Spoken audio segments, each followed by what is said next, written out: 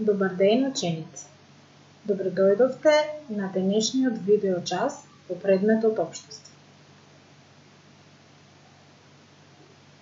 На овој час ќе се запознаеме со поимот семеен живот, но пред да се запознаеме, важно е да ги знаете целите на часот, односно што е тоа што ќе научиме на овој час. Прво ќе го прошириме знаењето за поимот семејство, а потоа ќе осознаеме поврзаноста на семејниот живот и членовите во семејството. Пред да почнеме со објаснување на поимите, добро е пред себе да имате прибор за пишување, тетрадка и молив, во која што ќе ги забележувате најосновните поими, а можете и слободно да го стопирате видеото или да го вратите назад, доколку нешто сте пропуштиле или не сте разбрале добро.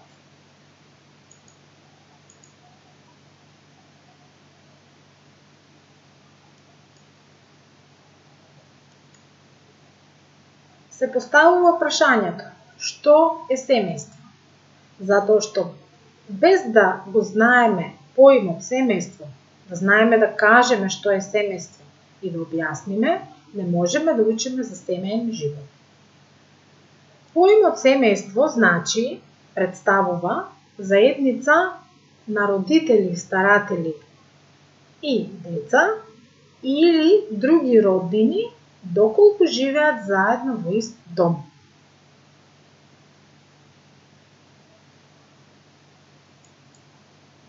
На сликите се представени повеќе видови на семејства. Вие знаете од порано дека постојат повеќе видови семејства. Семејства со два родители и едно дете. Семејства со два родители со баба и дедо и две деца. Или семејства со два родители и две деца. И така натаму. Сега сакам секој од вас во тетрадките да си ги нацрта членовите од своето семејство и да ги запише нивните имиња.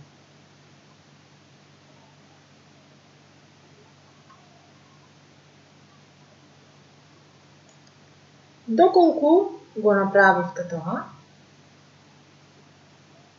можеме да продолжиме со објаснување на поимот семеен живот.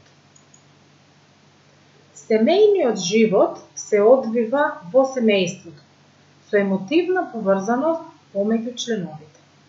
Што значи ова? Членовите во семејството, кои што живеат заедно, едни со други,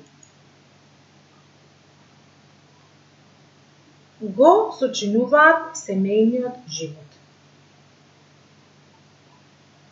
Прво и основно правило за да функционира едно семејство е да постои почит, љубов и разбирање. На сликите кои што се представени овде гледаме два вида семејство.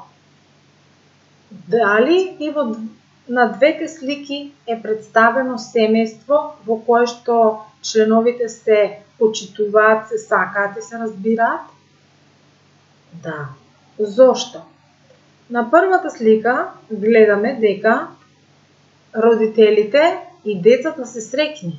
Зошто? Родителите учат со своите деца, се играат, им помагаат. А штом се родителите среќни, тогаш децата ќе бидат среќни, бидејќи си посветуваат внимание едни на други. И на втората слика е представено семејство во кое што родителите си помагаат.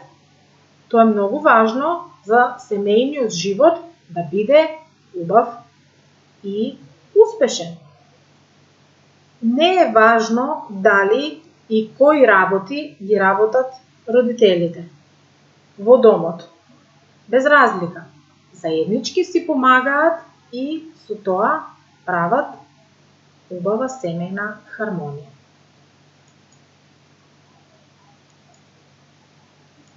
Семејниот живот ќе биде многу убав,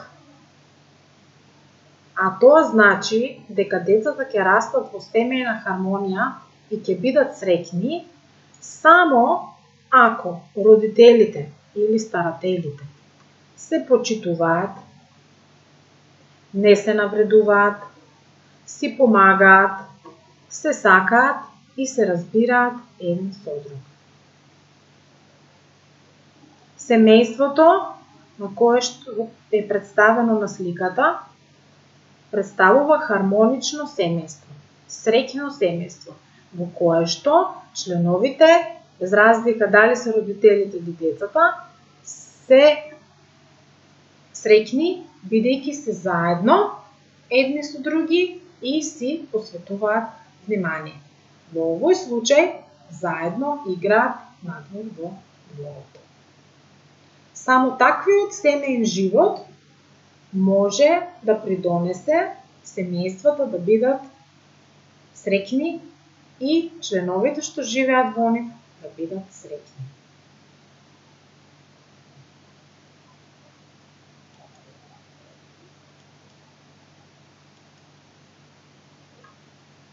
Ако добро ги разбравте поимите за семејство и за семејен живот, за домашна работа имате да ги одговорите следниве прашања.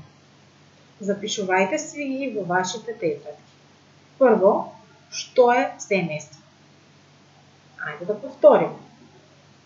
Семејство беше заедница помеѓу родители, старатели и деца или други роднини, доколку живеат во ист дом. Се мисли на баба и дедо. Второ прашање, кои се членовите на твоето семејство? Ова јасно е дека знаете да го одговорите сите. И треба да ги напишете сите членови што го сочинуваат вашето семејство. Односно што живеат заедно со вас во ист дом. Трето прашање, што подразбираш под семејен живот? Ајде да одговориме. Семејен живот е животот помеѓу членовите во семејството. Што е потребно да функционира едно семејство? Основно и важно правило, рековме, да функционира едно семејство, потребно е да постои почит, љубов и разбирање. Петтото прашање е кога децата се среќни? Децата се среќни кога живеат во среќно и хармонично семејство, во кое што членовите се сакаат, се почитуваат, се разбираат и си помагаат. Шесто барање е да ги нацртате членовите на вашето семејство во тетрадките.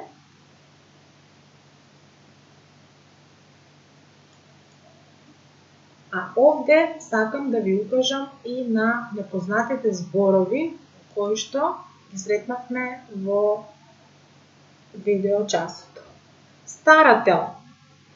Тоа е човек што се грижи за некого.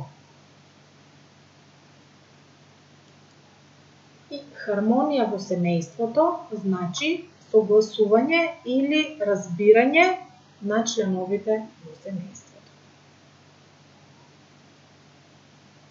Се надевам дека успеав да ви објаснам и да ви го проширам знаењето за семејство и за семејен живот.